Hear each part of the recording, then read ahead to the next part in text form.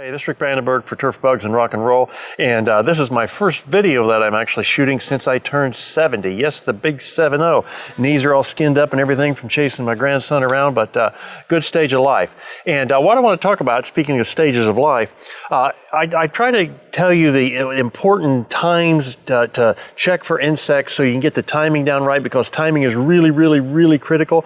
But knowing when to look for certain stages of activity can also help you target your insecticide applications more precisely. Perfect example, mole crickets. Mole crickets rarely inhabit from tree line to tree line. They'll be in certain spots that they like better. And if you note where those sites are in summer and fall, then early in the spring when they get active, when they get ready to mate and lay eggs, you can see that activity. In Florida, it may be in February. In Georgia, it may be in March. In North Carolina, it's late March and early April. You go out into those same areas where you saw them the previous year and you look for fresh tunneling, early spring, and that will tell you where they're going to fly, where they're going to mate, where they're going to lay eggs. They're going to lay eggs back in those same areas where you see that adult activity early in the spring. Then they die off. The Bermuda grass looks fine.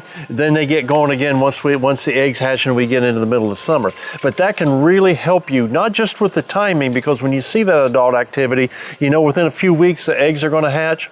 But it really helps you know what areas are the high priority areas to be treated, where perhaps you go with your Cadillac approach, in what areas where you see very little adult damage in the spring, that perhaps you take a wait and see attitude, or perhaps you go with a shorter residual insecticide that perhaps costs less because you don't have a serious problem there. But that early springtime, getting out and looking for activity, just like you see in these particular photos, can really help you not only time your applications well, but target it for the areas that really truly need it, and perhaps save some money on other areas. Hope that helps. Look forward to talking with you again soon.